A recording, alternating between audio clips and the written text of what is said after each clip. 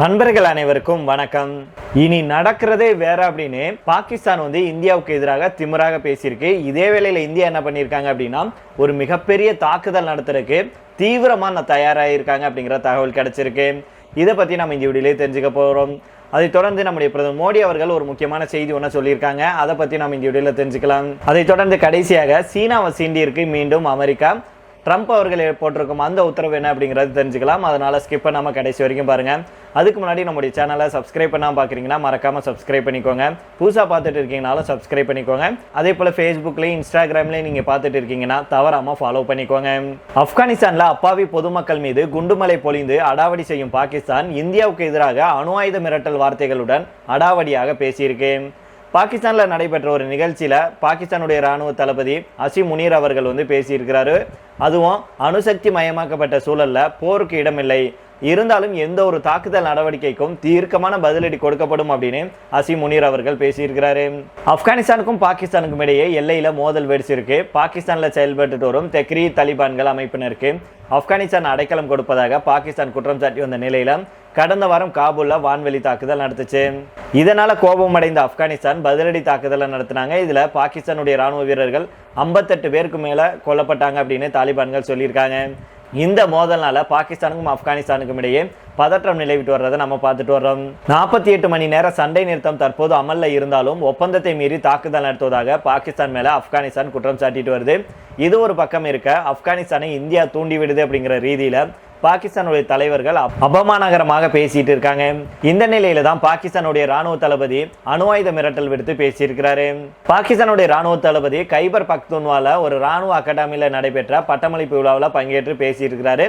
அப்ப என்ன சொல்றாருன்னா, அணுசக்தி மயமாக்கப்பட்ட சூழல்ல போருக்கு இடமில்லை, இருந்தாலும் சிறிதளவு ஆத்திரமூட்டும் செயல்கள் நடந்தாலும் பாகிஸ்தானிடமிருந்து தீர்க்கமான மற்றும் பெரிய அளவிலான பதிலடி கிடைக்கும் அப்படின்னு சொல்லியிருக்கிறாரு. இந்தியாவுடனான 4 நாள் மோதலின் போது வெளியிலிருந்து பாகிஸ்தான் ஆதரவை பெற்றதாக சொல்றது தவறான கருத்தாகும். எங்களை ஒருபோதும் மிரட்ட முடியாது, வார்த்தைகளால வற்புறுத்த முடியாது. இந்தியாவுடைய அனைத்து அச்சுறுத்தல்களையும் எதிர்கொண்டுட்டு இருக்கிறோம். நமது ஆயுதப்படைகள் தொலைநோக்கு திறன்களை காட்டியிருக்கு அப்படின்னு அவர் சொல்லியிருக்கிறாரு. மேலும் பாகிஸ்தானை சீர்குலைக்க தீவிரவாதத்தை ஒரு ஆயுதமாக இந்தியா பயன்படுத்துது. பயங்கரவாதிகளால் பாகிஸ்தானுக்கு தீங்கு விளைவிக்க முடியாது. காஷ்மீர் விவகாரத்தை பொறுத்த வரைக்கும் சர்வதேச விதிகளின்படி தீர்வு காண வேண்டும். பாகிஸ்தான் அமைதியை விரும்பும் நாடாகும். ஜம்மு காஷ்மீர் மக்களுக்கு தார்மீக ஆதரவை வழங்குவோம் அப்படின்னு அவர் தெரிவிச்சிருக்கிறாரு.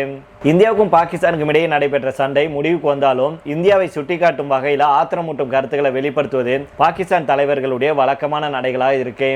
அந்த வகையில தான் தற்போது பாகிஸ்தானுடைய ராணுவ தளபதியும் கடுமையாக பேசியிருக்கிறாரு. இதற்கு பதிலடி கொடுக்கும் விதமாக இந்தியா ஒரு கருத்துக்களை தெரிவிச்சிருக்காங்க. இது மட்டும் இல்லாம உச்சக்கட்ட தாக்குதலுக்கு தயாராகியிருக்காங்க.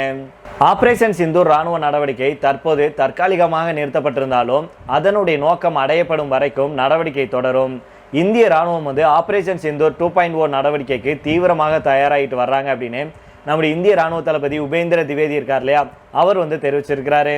நேற்றைய தினம் தீபாவளி பண்டிகையொட்டி எல்லை பகுதியில் உத்தரகாண்ட் மாநிலத்தில் இருக்கும் பித்தோர்கர் மாவட்டத்தில் ராணுவ வீரர்களிடம் உபேந்திர திவேதி அவர்கள் பேசியிருக்காங்க. மேலும் அவங்க என்ன சொல்றாங்கன்னா, தேசத்தை கட்டி எழுப்புவதில் இந்திய ராணுவம் முன்னணியில இருக்க வேண்டும். தேசத்தை கட்டியெழுப்புவதில் நாம் முதல் தூணாக மாறி பொதுமக்களுடன் நெருக்கமாக பணியாற்ற வேண்டும். ஒவ்வொரு ராணுவ வீரரும் ஒரு குறிப்பிட்ட தரத்தை அடைய வேண்டும். ஜிம்முக்கு செல்ல விரும்பினாலும், விளையாட்டுகளை விளையாட விரும்பினாலும் அல்லது சாகச நடவடிக்கைகளில் ஈடுபட விரும்பினாலும் அனைவருக்கும் வாய்ப்புகளை திறந்து வைத்திருக்கிறோம். பாதுகாப்பு அமைச்சர் நலத்திட்டங்களுக்கான மானிய தொகையை இரட்டிப்பாக்கி இருக்கிறாரு. ஆபரேஷன் சிந்தூர் ராணுவ நடவடிக்கை தற்காலிகமாக நிறுத்தப்பட்டிருந்தாலும் அதனுடைய நோக்கம் அடையப்படும் வரைக்கும் நம்மளுடைய ராணுவ நடவடிக்கை தொடரும். இந்திய ராணுவம் அதுக்காக ஆபரேஷன் சிந்தூர் 2.0 நடவடிக்கைக்கு தீவிரமாக தயாராகிட்டு வருது அப்படின்னு தெரிவிச்சிருந்தாரு. இதுக்கு முன்னதாக நம்முடைய பாதுகாப்புத்துறை அமைச்சர் ராஜ்நாத் சிங் அவர்கள் லக்னோவில் பேசும்போது, பாகிஸ்தானுடைய ஒவ்வொரு அங்குலமும் பிரம்மோஸுடைய எல்லைக்குள்ள இருக்கு. ஆபரேஷன் சிந்தூரின் போது நடந்தது வெறும் ட்ரெய்லரு. வெற்றி அப்படிங்கிறது நமக்கு ஒரு சிறிய சம்பவம் மட்டுமல்ல, அது ஒரு பழக்கமாகிவிட்டது அப்படிங்கிறத ஆபரேஷன் சிந்தூர் நிரூபிச்சிருக்கு அப்படின்னு சொல்லியிருந்தாரு. மேலும் இது இந்தியர்களுக்கிடையே ஒரு புதிய நம்பிக்கையை ஏற்படுத்தியது மற்றும் உலகிற்கு பிரம்மோஸுடைய செயல்திறனை நிரூபிச்சாங்க. இந்த நம்பிக்கையை பராமரிப்பது இப்போது நம்முடைய கூட்டு பொறுப்பு.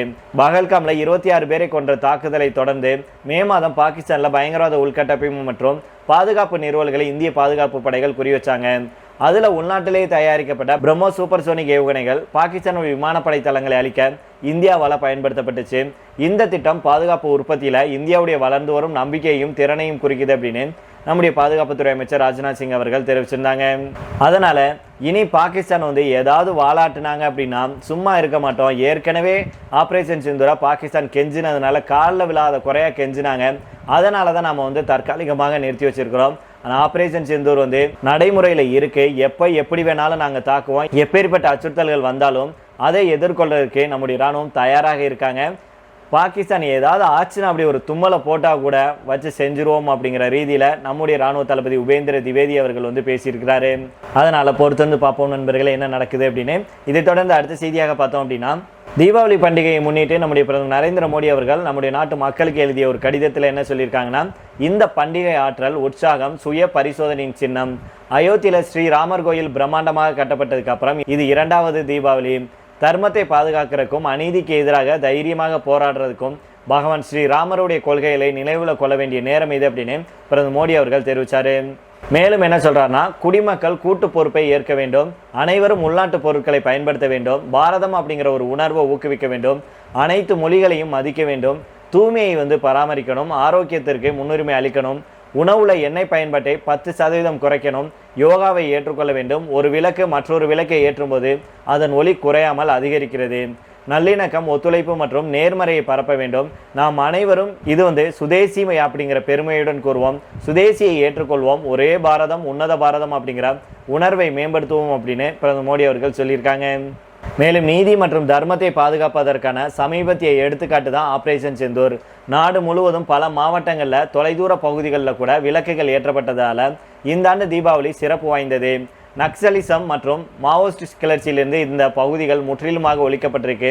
வன்முறை பாதையை கைவிட்டு வளர்ச்சியின் முக்கிய நீரோட்டத்திற்கு திரும்பவும் அரசியலமைப்பின் மீது நம்பிக்கையை வெளிப்படுத்தவும் முடிவு செய்தவர்களை நான் பாராட்டுகிறேன் அப்படின்னு சொல்லியிருக்காங்க. மேலும் தீபாவளிக்கு உங்களுடைய அனைவருக்கும் என்னுடைய மனமார்ந்த வாழ்த்துக்களை தெரிவிச்சுக்கிறேன். மேலும் சில மாதங்களுக்கு முன்னாடி ஆபரேஷன் சிந்தூர் சமயத்தில் இந்தியா வந்து தர்மத்தை பாதுகாத்து அநீதிக்கு பழி வாங்குச்சு. நக்சலைட்டினால ஒரு காலத்தில் அளிக்கப்பட்ட மாவட்டங்களில் இப்போது விளக்குகள் ஏற்றப்படுறதுனால இந்த தீபாவளி சிறப்பு வாய்ந்தது. சமீப காலங்களில் பலர் வன்முறையை கைவிட்டு வளர்ச்சி பாதையை தழுவிருக்காங்க. இது நாட்டுக்கு ஒரு பெரிய சாதனை அப்படின்னு தெரிவிச்சிருக்காங்க. இதை தொடர்ந்து கடைசியாக பார்த்தோம் அப்படின்னா, அமெரிக்கா கூட சீனா நியாயமான வர்த்தக ஒப்பந்தத்துக்கு முன் வர வேணும். இல்லை அப்படின்னா நவம்பர் 1ஆம் தேதி முதல் கூடுதலாக 100% வரி விதித்து மொத்த வரியை 155% அதிகரிப்போம் அப்படின்னு டொனால்ட் ட்ரம்ப் அவர்கள் சீன அதிபர் ஜி ஜின்பிங்கை மிரட்டி இருக்கிறாரு. இந்த மிரட்டலுடைய பின்னணியில் என்ன இருக்குது அப்படிங்கிறத தெரிஞ்சுக்கலாம் வாங்க. அமெரிக்காவும் சீனாவும் வல்லரசு நாடுகளாக இருக்காங்க. 2 நாடுகளுக்கிடையே கடும் மோதல் போக்கு இருக்கு. குறிப்பாக அமெரிக்க அதிபராக டொனால்ட் ட்ரம்ப் அவர்கள் பதவியேற்றது முதல் 2 நாடுகளுக்கு இடையிலான மோதல் வந்து வலுத்திருக்கு. சீனாவை குறி வச்சு டொனால்ட் ட்ரம்ப் அவர்கள் அதிரடியாக வரிகளை விதிச்சாரு. மொத்த வரி 185% உயர்ந்துச்சு. பதிலுக்கு சீனாவும் அமெரிக்காவுக்கு வரிகளை விதிச்சது. அமெரிக்காவுக்கான வரியை சீனா 175% உயர்த்தினாங்க. இதனால 2 நாடுகளுக்கிடையே வர்த்தக மோதல் உருவாச்சு. அதுக்கப்புறமா 2 நாடுகளுக்கிடையே நடந்த பேச்சுவார்த்தையில் ட்ரம்ப் அவர்கள் 30% வரிகளை மட்டுமே சீனாவுக்கு விதிச்சாரு.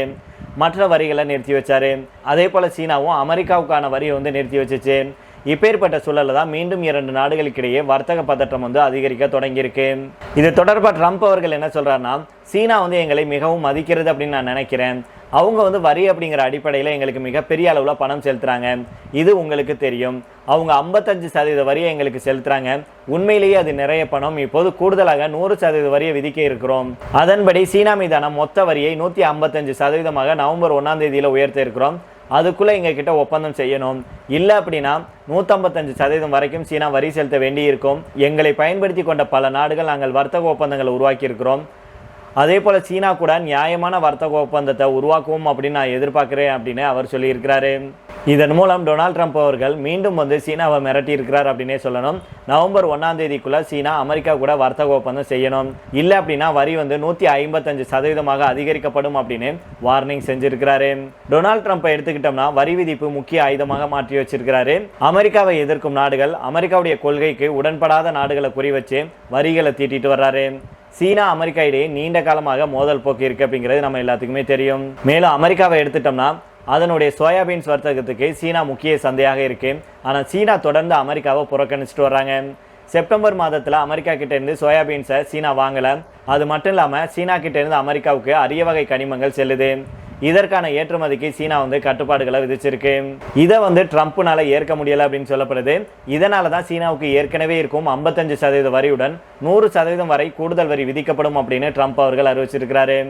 அமெரிக்கா கூட வர்த்தக ஒப்பந்தம் செய்யலை அப்படின்னா சீனா மொத்தம் 155% வரியை செலுத்த வேண்டியிருக்கும் அப்படின்னு ட்ரம்ப் அவர்கள் வார்னிங் செஞ்சிருக்கிறார் அப்படிங்கிறது குறிப்பிடத்தக்கது. சரி நண்பர்கள், இதோட நம்ம இந்த வீடியோ முடித்துக் கொள்ளலாம். இதை பற்றி உங்களுடைய கருத்துக்களையும் கீழே உள்ள கமெண்ட் பாக்ஸில் சொல்லுங்கள். மீண்டும் நாளை வேறொரு செய்திகளுடன் உங்களை சந்திக்கிறேன். நன்றி, வணக்கம்.